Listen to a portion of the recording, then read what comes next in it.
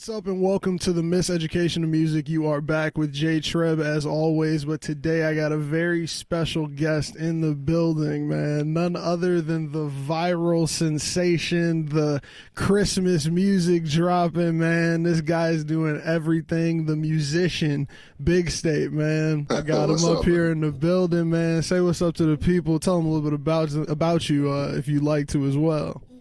Sure. What's up, everybody? My name is Big State.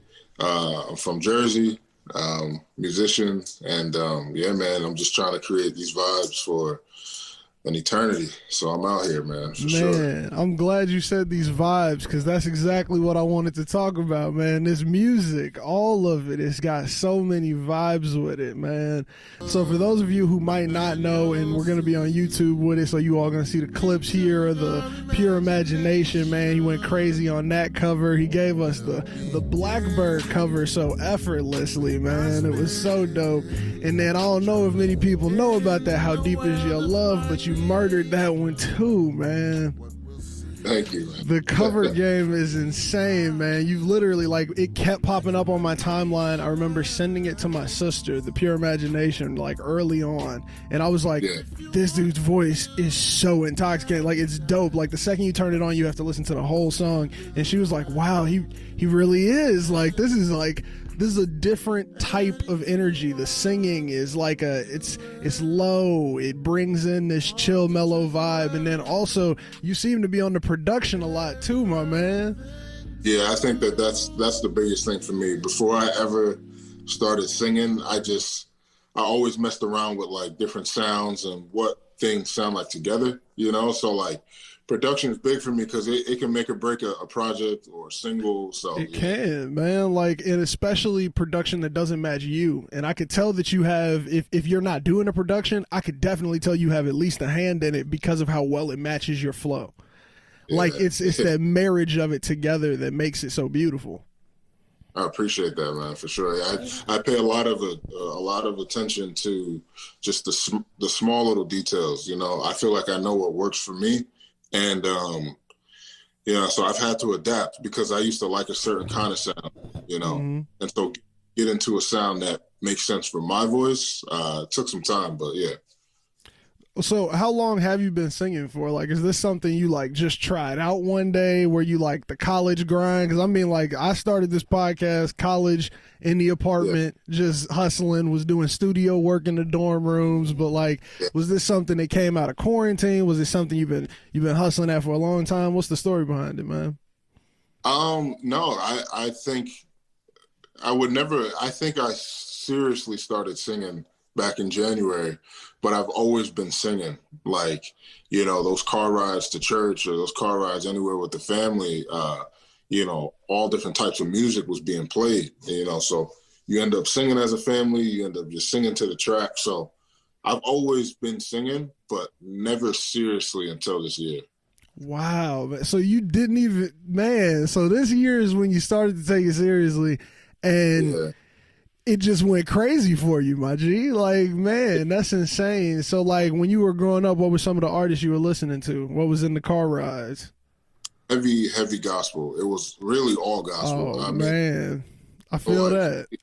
Yeah, you know, so it was definitely, like, commissioned, and then some of the legends that came out of there, like Fred Hammond, Marvin Sapp.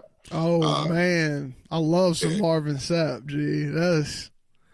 Kim Burrell was another one. So it really, like, the vocal, like, strong, like the real strong gospel vocalists. That's what played a lot. And then, like, people like Anita Baker, stuff like that. Man, all the classics. All of the classics in Chicago, they play those all on a station, and that's all my parents was listening to. On Sundays, it played the gospel. Every other day of the week, you got your Anita Bakers, you got the Whisper, anything in between, just that whole era, man. And I mean, I could definitely hear that you got some notes, so you know, like that old school in the voice, like the way that on the Christmas album, man, if we could dive into a little bit of that, the way you did that outro, I was like, this has a feel to it. Like, that felt like the Christmas music my parents used to play back in the day.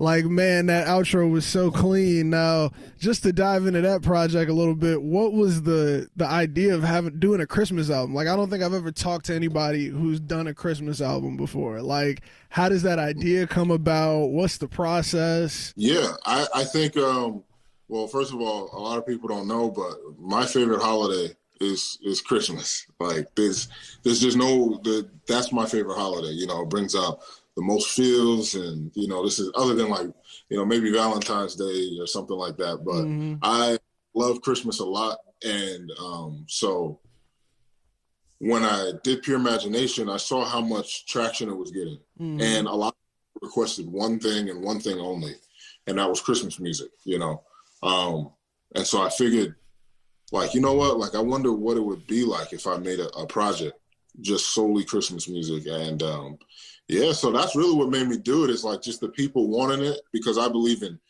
believe in giving people what they want if you can do it, so. Yeah, so it was like one of those things where it lined up with what people wanted to hear. Exactly. So, and I mean, speaking of that, we got to talk about the Sprite commercial redo a little bit, man. You got a comment from Sprite this morning, on the morning that we're recording right now. I'm gonna put up a little clip of it right here so everybody can see on YouTube. But they were in the comments, they were thinking it was Drum. They really thought that it was a new Sprite commercial when you got reposted on the Shade Room. Yo, I'm gonna tell you, man. Like, since January, when I let people hear my voice and like I sing for them and stuff, they're like, yo, you know who you sound like? You sound like Drum. And I'm like, I do hear similarities in it. Yeah, but it's like, who else do they have to compare to is kind of like the reason why they put you in that box, though. Yeah, for sure. Yeah. But it's an interesting comparison. But yeah, there was a lot of people that were like, oh no, this is Drum. They got to tag him. And I was just like, I was laughing. It's funny, honestly. Man, because I was in the comments and I was like, wow, everybody out here like is like, oh, what? They changed the Sprite commercial. And I was like, because I saw it posted on your page right when you had put it up. And I was just like, this is crazy. Like, this is really good. And then the Shade Room reposted, it just took off, man. Yeah. That was crazy. How does that feel? How does this, like, these viral things feel? Like having your post and having these tracks that you do, like at the crib, the ideas you think up, having them go viral, because it's happened to you on more than one occasion now. Yeah, for sure. I think it's interesting because when I make posts like that, the goal, I'm not going to lie, like my goal is for it to spread, right? Like I would to have the content that I'm creating spread. So I think about, what does a viral post look like? What does a viral post sound like? And because I know it's only going to help me in the long run. So whenever I put Pure Imagination wasn't thought out. I did that just solely because I love that song. Yeah, it felt like you put some personal emotions into the arrangement. Like, just to speak purely on the music. Like, man, I'm a music nerd. I was in band for so long in my life. Like, I really just appreciated to hear the arrangement you put together there. Like, it was not, it wasn't the mundane. It wasn't what we were used to. Like, it felt like you were really just trying to, like, get a song off. Like, it was almost emotional, like, just to throw it out there. Yeah, for sure. Because I had envisioned how I wanted that song to be sung in a more blacker version. 100%. I was a kid, I always heard that other version, but when I finally got the chance to make it, I was like, oh yeah, like finally I get to sing it how I want. So everything you heard, I've been hearing in my head since I was at least 10 years old, Man, that's so awesome and crazy, because I actually heard that when the How Deep Is Your Love, this is crazy how it even relate to that, because you did a cover from that, but PJ Morton did a cover, and what he said when he did it, he was like, this is the way I always heard it. And I don't think I had ever heard that until these two occasions. Like, I heard somebody say that, like, that's the way that it was playing in my head the entire time. So it only just made sense for me to, like, create it this way. And that's so, like, it was more of a feeling for that arrangement. Like, yep, exactly. It was 100% feeling. I didn't overthink it. I just kind of played it and sang it. And that was the first time I had ever really sang and played at the same time, because just this year, I really started to pick up on my keyboard, playing abilities. At one point, I couldn't do both. I could play the drums and sing, but, having both of the hands going, thinking about all the notes, trying to get the pitch right, trying to like get everything going. Yeah, it's difficult. So that was the first time I really did that, and it turned out really good. But yeah, I didn't overthink anything. It was all just straight from the heart. Man, that's so awesome. Like, that's just like, it's so pure. And I mean, not even, no pun intended on the song being pure imagination, but it's so pure the way that they came together, man. And that's insane. So now to get back to the Christmas album, the song selections. So you got the combination is not all of the most popular, but you do have, your rendition of All I Want for Christmas. You got Last Christmas. What was the idea behind the picks? So the title is Christmas and Mistletoes. And so I decided I love Christmas love songs. So Last Christmas is about love, right? And getting the heart broken. Oh yeah, it's an emotional one. If you really pay attention to those lyrics, like, it's like, yo, this year I'm gonna try to get my heart to somebody who don't treat me like you did. Like, exactly. So that was the point. Like, the songs that I selected were more so based around, the fact that it is Christmas music, but, it touches points about, love and just that emotion. So that's why I picked those. Man, so production-wise, did you do all of this yourself? Was this all you? Yeah, everything was me. So this is 100% top to bottom. You including that guitar at the beginning of Last Christmas? Yeah, so that was a lot of people have been asking me what kind of guitar that is, and it's actually a bass. You did that on bass? Yeah, it's a bass guitar, and I just I had a filter on it, and so I just pitched it up. And yeah. That is so clean. I'm sorry, I'm nerding out. For those of you who are listening to the podcast, I need you to go do some research, because when you hear that song at the beginning, that's insane, man. From a mixing standpoint as well as a playing standpoint, just those little notes at the beginning, they hit so hard, and then that bass, I figured was you going crazy for that whole bass line throughout the track. Man, the music in here is crazy. Now, the arrangement for All I Want for Christmas Is You. Now, a lot of people have done this one. A lot of people try to stick to the Mariah Carey, and you went completely in your own direction. What was the idea behind that one? Was that that's the way you heard it, or were you intending to like try to go off the beaten path there? Yeah, I think I wanted to do something a little different, just because honestly, like, it's a classic, but as I got older, or as I get older, the way she sings, I Just Want You for My Own, it's so on beat for me. It's like, what would it sound like slowed down? So, man, I slowed it down and stretched it out. Yeah, I was about to say that halftime is mad different. Like, when you hear the I just want you for my own, more than you could ever. The way that it leads into the the way it leads into the swell is mad different. Like, for someone who like really enjoys to listen, like, that's the perfect way to do it, in my opinion. Word. I appreciate that. Man, you were going crazy on this album here, man. Now, are there any like different processes? So I'm assuming you had to record this not around Christmas time. So how do you did you have to like creatively set the Christmas tone? Were you trying to like eat some candy canes, hot chocolate or something? Like, how do you, because I figured that Christmas music has to be recorded not at Christmas time, but like, how do you set that tone? How do you get that vibe going? Yeah, well, it's funny because I had the idea back in the summertime, and it was still just an idea. And then a good friend of mine, his name is Belief, and he has like his own thing, but he was talking to me, and we basically were just saying how, you should do a Christmas project. And at first we were going to do something together, but then time constraints and whatnot kind of got in the way. But the whole summer is when I was working on the Christmas project. And man, it's hot as hell outside, and you trying to sing about these cold temperatures and shit. But the thing about it is, like, I'm always listening to Christmas music. People don't believe me when I say it, but I do. Like, I'm with you. Music has no season. If it's good, Yeah, it can be played anytime. thank you. So like the one Christmas project I listen to all the time is Christmas with PJ Morton, because the music doesn't sound like Christmas music. Like it's It like doesn't. It sounds like a chill like party with the homies, not too many people, everybody yes, laughing, everybody talking. It's on the speaker in the corner.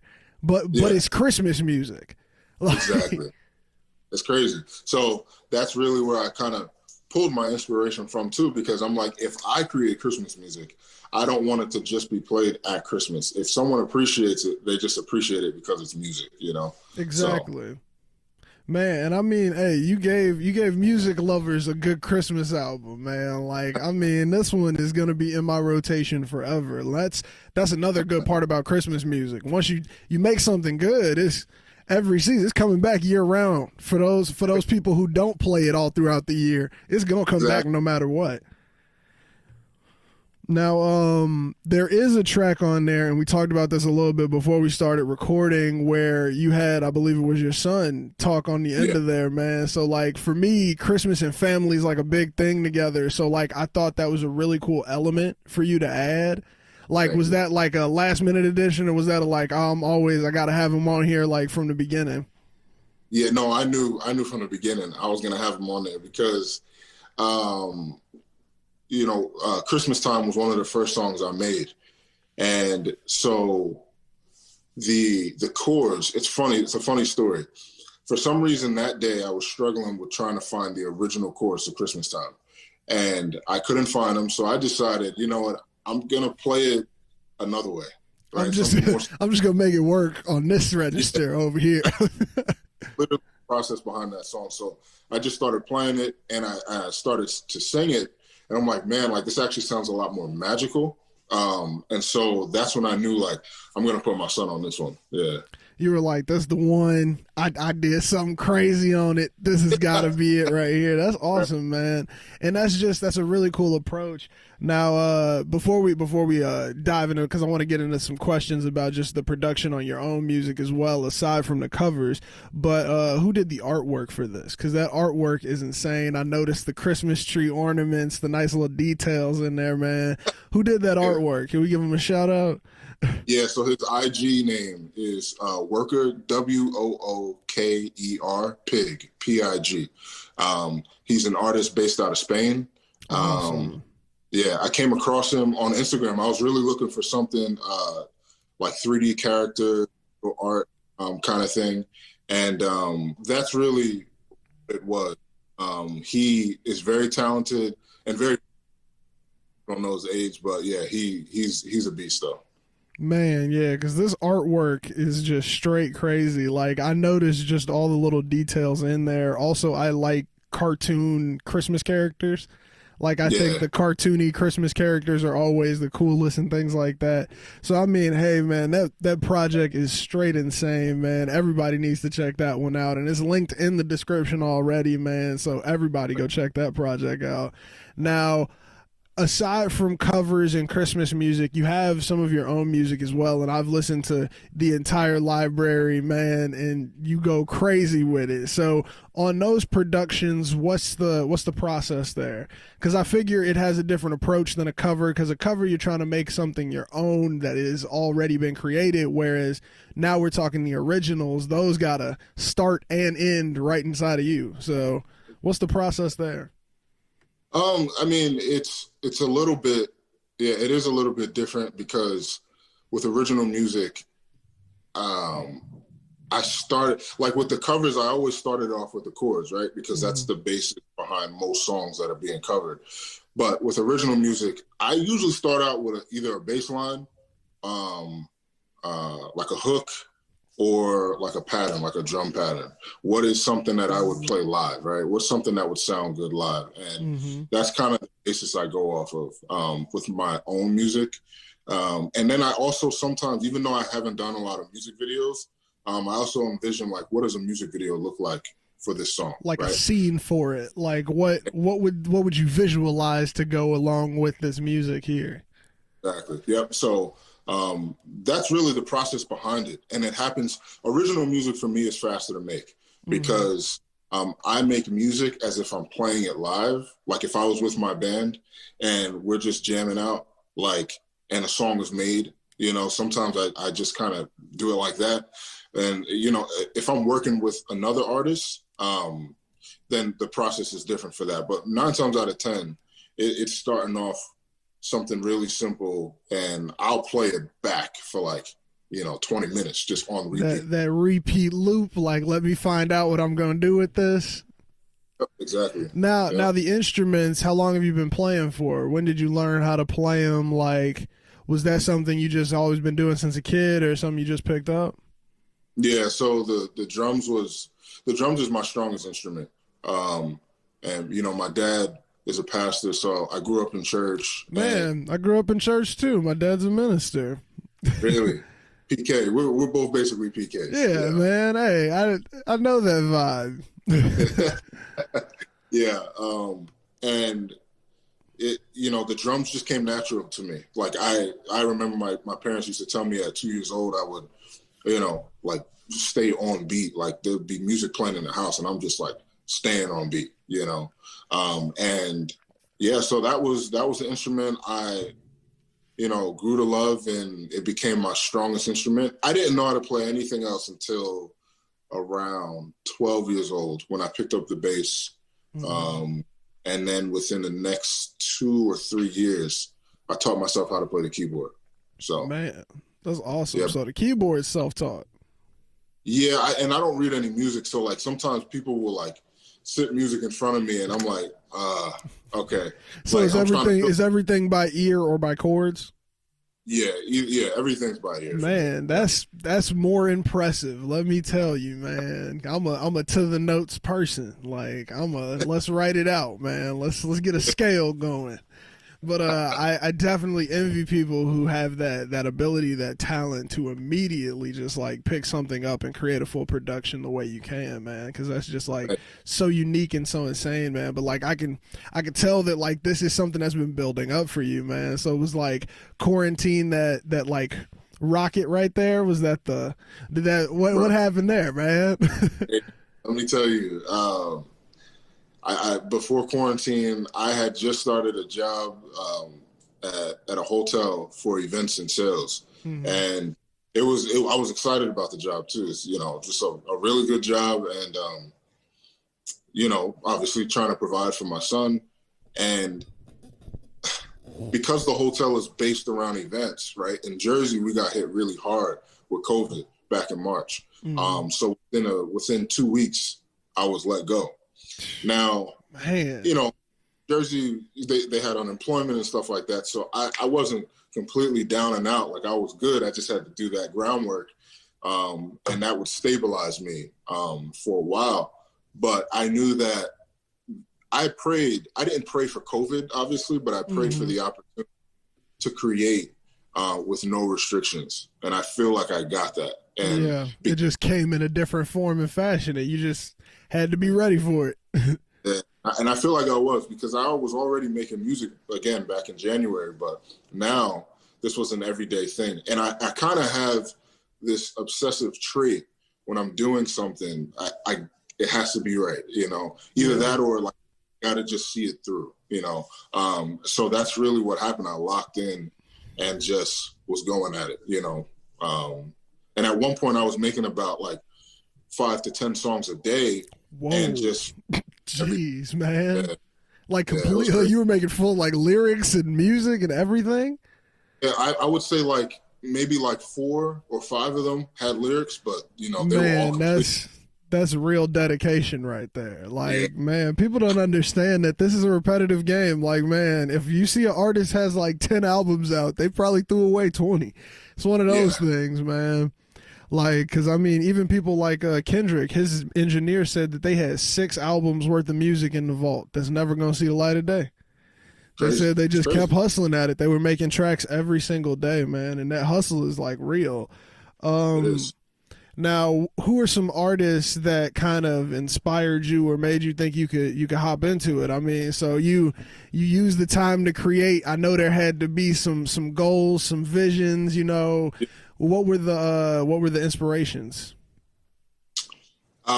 artist wise, I mean, my biggest inspiration has been PJ Morton for a while. Man, that's awesome. We talked about that on the live when I first actually met you, when we were on the Instagram live, and I was just like, man, the vibes are there. Like I can hear the little notes in there. Yeah, he's a huge inspiration. And I would say after that, it's definitely Robert Glasper for me. Man, those two are staples in their own way. And I always say they're my biggest inspirations because they made me look at music differently, you know? Yeah. Unfortunately, I think gospel is kind of really mainstream with the way the music is given to the consumer. Mm-hmm.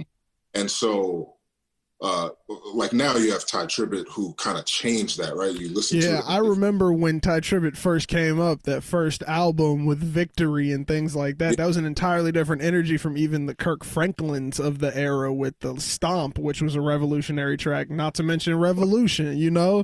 Like these tracks were changing from like our Clark sister vibes and nobody was ready. Like Yeah, that's true. And so I appreciate when an artist makes you look at things in a different light, like Chris Dave with the plays the drums, right? And he doesn't like snares, so he doesn't like toms, right? So he uses all and just different pitch snares.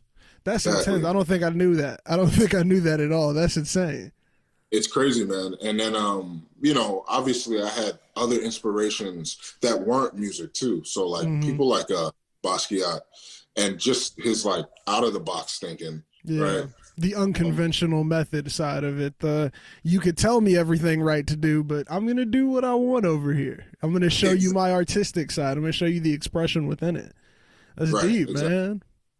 Yeah, and then who else? I mean, an inspiration for me, because sometimes I look at like the story of an artist as opposed to the music. Meg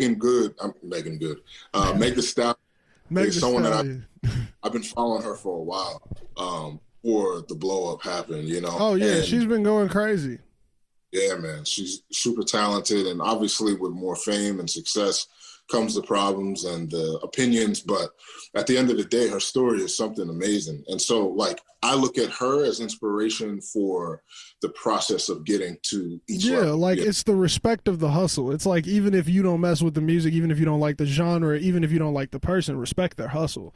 Like everybody has a story to get to where they got. Like nobody just pops up. Like and I mean definitely like just using the grind as inspiration is awesome. Like that's something that I don't know if a lot of people say in their inspiration. Like they'll be like, oh, I heard this and I heard this, but I mean like the inspiration comes in many different forms. Yeah. So that's awesome. Now you named a lot of people who are creatives. Like, I mean, even from like the PJ Morton to the Basquiats, like these are people who like are super creative within their own rights. What do you do personally? And this is a question I ask to all artists. What do you do personally to keep up with your creativity? Like, how do you make sure to like foster it? I mean, because like for a lot of people, I think the issue sometimes can come from like not fostering creativity properly, but like once you get into the execution process of this and you get into like making your things and seeing the response, like how do you keep up with your creativity then? Like what do you personally do? Yeah, for me, I actually do what might be the opposite for a lot of people. I step away, right? You're just hands off, get a second. Yeah, because I feel like if you're always in it, you're kind of like clouded, you know, sometimes. And so for my creativity to thrive, sometimes I need to step away from it. Because when I do, and I'm just like in the shower or walking in the mall, I'll hear things, right? And I immediately pull out my phone and just hit the voice recorder or the voice memo and just start, you know, going at it. But, you know, spending time with family or just, you know, I want to start traveling a lot more, but like those things, I feel like they're able to clear my head and it only helps my creativity, you know?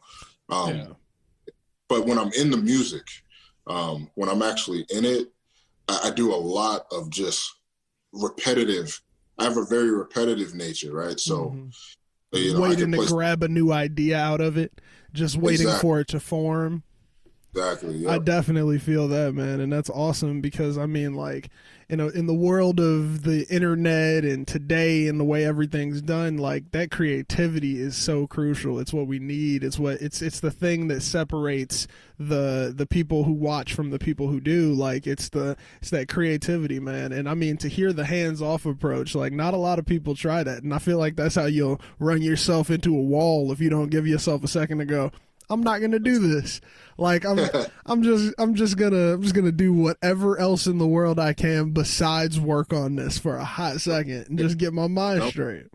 Exactly. And you said it. That was the key word, the mind, right? Because at the end of the day, as a creator, whether it's music or, you're a TikToker or, you paint or whatever you do, your mental health and your physical health is just very important. And I feel like that's something I just started to learn, right? So learning to do things that make you happy and put you at ease in the long run, it helps your stability and Just things. finding that thing that's actually your happiness. It's like, hey, this makes me happy. I'm gonna do more of this. Like, let me keep going on that vibe. Now, this is another question that I asked to all artists because I love hearing a various range of responses to this one. What's your favorite part about being an artist? Like, now that you, like, the moniker's next to your name, like, you're a bona fide artist, you know that. What's the best part about it? Like, do you enjoy the name that comes along with it? Do you enjoy the fact that now you can do other stuff? Like, what's the like, thing you like about? I think that there are two things. The most important thing is the people, because I feel like I am a very people oriented person. I gotta interact, Mm-hmm. and so I feel like when I'm able to interact with people, it's a very gratifying thing. Mm-hmm. And the other thing is being able to work with more artists. Like I love working with other artists. And I feel like with when you ascend to different heights as an artist, there are people at each level that are like, oh, hey, like I never saw you before. Like, let's link up Yeah. in the so yeah, both of those are very gratifying to me. But the biggest one is like the people that don't do music that appreciate it, being able to converse with them and, just kind of chop it up. I'm not one of those dudes that's like, I got a million DMs and I'm going to ignore every single one of them. Oh Like, yeah, no, man, you were very responsive. I was caught off guard. I was like, oh man, he actually responded to me. I was like, that's really cool, man, because that's probably my favorite part about being a creative, period, in any right. Like, just the fact that like I can have a conversation with someone like you, and I can ask you about your music and give you the appreciation I think you deserve for it, and things like that. Like, that's the thing I love about it. Like, just that being able to connect on different levels. That's like so cool. Like, it's just seeing new people when you start to do things, when you start to do like more, when you put yourself out there in different ways. Like, because I think that's part of like being an artist. It's like I had to put myself out here. Like, this is a part, like, and that's, I think, something that every artist can say in some right. Like, if you create any type of art, whether you just making a painting that's going to be hung up or anything, like, it's like you're putting yourself out there in a way. yeah, for sure. Man.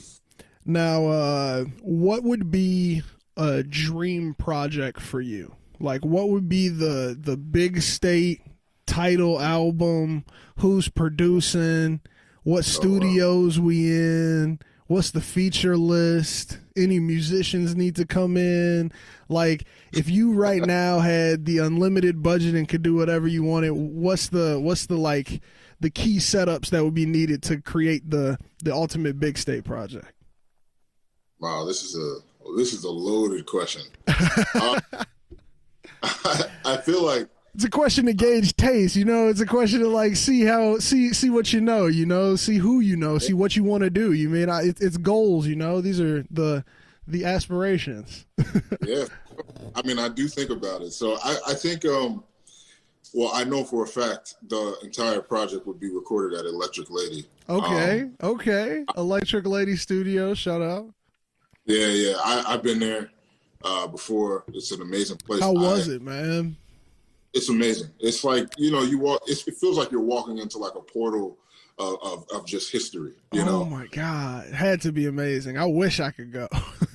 Yeah, it was a friend of mine. He's a studio musician, and so he's like, "Oh, do you want to come along?" Because he was doing some music for somebody. Bro, would have been And like, bet. I will sit in the corner. I'll be quiet, bro. yeah, like, of course I'm gonna. Because for me, like where I'm at in Jersey, I'm like from Electric Lady to where I'm at, I'm almost like an hour and a half away, and I didn't even think about that. I was like, "Yeah, I'll be there." It's like, of course. Like, what? This drive can happen. So we gonna record it at Electric Lady. What else needs to be in the atmosphere for this one? It would definitely be like a live. Like it would be like all live for the most part. Small setting. Would you have a little kickback vibe in there? Yeah, probably, man. I mean, I would go the whole nine, like kind of how PJ Morton did the Gumbo live or unplugged version. Oh yeah, man, and the piano. He did both of those. Yeah, I love a good studio live album. Like, man. Yeah. I think that so I have an extremely talented cousin who plays the drums. So I'd probably have him. I obviously there are people that are just as good, but like he's legit. But you gotta have a family in there. Yeah, you know.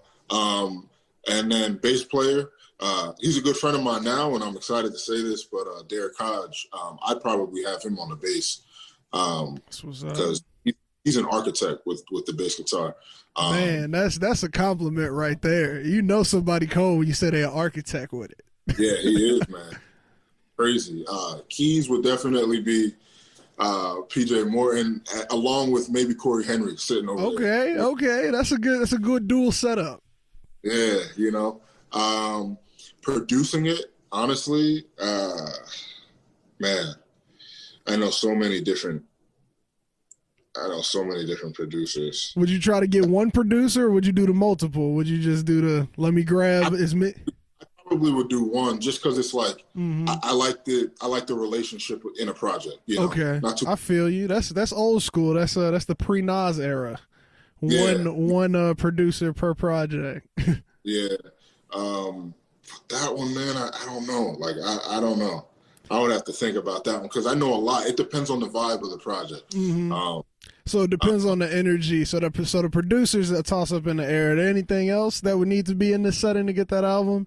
Any specific artwork or anything? You got a fit you already know you gonna put on for it or something? The fit would probably be. I don't really go too crazy with outfits. Like I like to dress, but I enjoy like the more like rustic. Like kind of like how Kanye did for his few fashion shows a few years ago.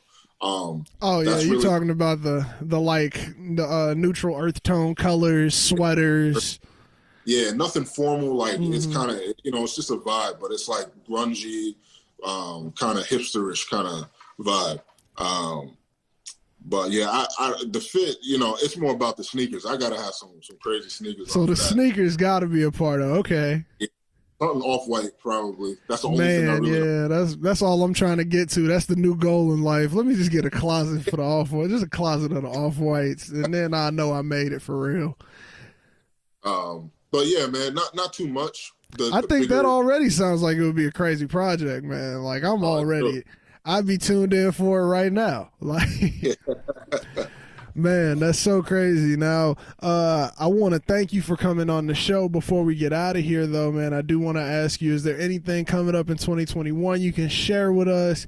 Is there anything on the horizon you want to tease to the people? Anything like that? I do have, so this year I came out with a project called Love Forward. Okay. And it had all guys on it. And basically, I did it on purpose, but it worked because a lot of women said, "Oh, well, how come you didn't have any female features on it?" And so I'm coming out with a Love Forward Part 2, which will have only females on it. It's the female's perspective on. Okay, so we got a Part 2 on the way on the edge. Okay, that's awesome, man. Got that coming, and then I am working very, very hard on a live stream concert. Man, yeah. Hey, whenever that happens, that'll be shared on our Instagram as well as our Twitter for the Miseducation. So we'll definitely stay tuned for that, man. Appreciate that. Yeah. So those two things. There are other things happening. I just am restricted to talk about Hey, it. But man, I understand. It is all good, man. Well, look. Before we get out of here, last thing, what is our outro track going to be for today? We always love to use our outro track to boost up music that people should know. So we want to go with one of them from the Christmas album. Since this is our Christmas episode, Merry Christmas to everybody out there. What song should we go with from your project before we get out of here, man?